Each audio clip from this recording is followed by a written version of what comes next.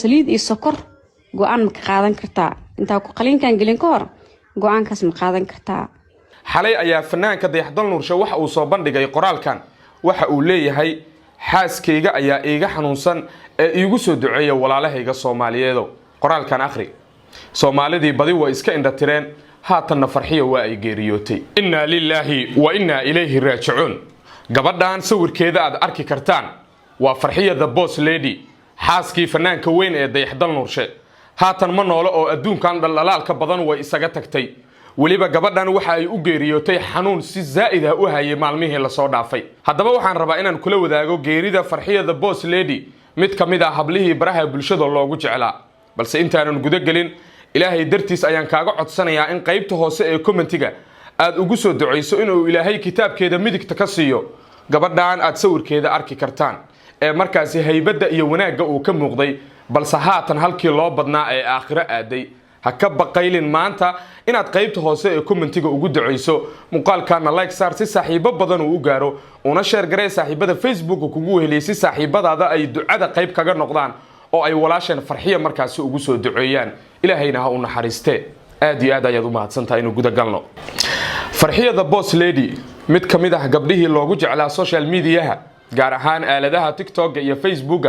ayaa ku geeriyootay xalay xilli dambe magaalada caasimadda ah ee Muqdisho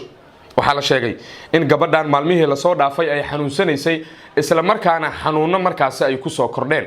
isbitaalka la geeyay gabadhan ayaa xaaladeeda caafimaad waxa uu ku dadaalay in sideedii hore uu ku soo celsho balse haddii ay tii rabbi taagan tahay qof waliba ma celin karo naf socota oo aakhiro u socota fanaanka Soomaaliyeed ee Dayaxdal Nuurshe ayaa xaaskiisa xilliga ay markaasi aadka u xanuunsanaysay si weyn uga qayb qaadanayay sidii ay caafimaadkeeda u heli lahayd laakiin isaga dhaqaatiirtii iyo ehelka Farxiyaba way u soo rageli waayeen in ay markaasi naftan baxaysa markaasi ay badbaado u fidiyaan waxa la sheegay Farxiya in maalmahan si gaar ah ay u xanuunsanaysay xalay ayaa fanaanka Dayaxdal Nuurshe waxa uu soo bandhigay qoraalkan waxa uu leeyahay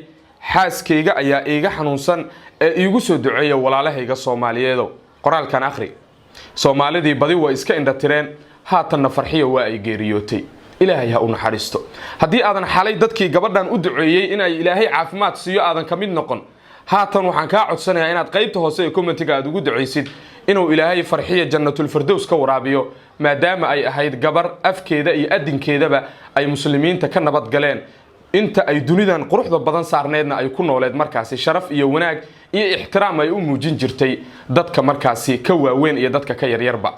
sidoo kale Farxiyo waxay ahayd gabar wanaaga ka talisa waxa la xasuustaa in ilaa iyo dhowr Ramadaan ay markaasi dad masaakiin ah ay afurin jireen iyada iyo waliba saygeeda Dayaxdal Nuurshe oo haatan si aad ah markaasi u murugoonaya waliba Farxiyo waxa ay dayax ku bushgareen jirtay isla markaana mar walba ay ku cadaadin jirtay in dadka liito oo waliba dhaqaale ahaan iyo maaliyad ahaanba ka liito inuu garab istaago taasina waxay keentay in Dayaxdal Nuurshe uu soo saaro dad badan oo baraha bulshada haatan caan ka ah isla markaana nolol aad u liidata markii hore ku jiray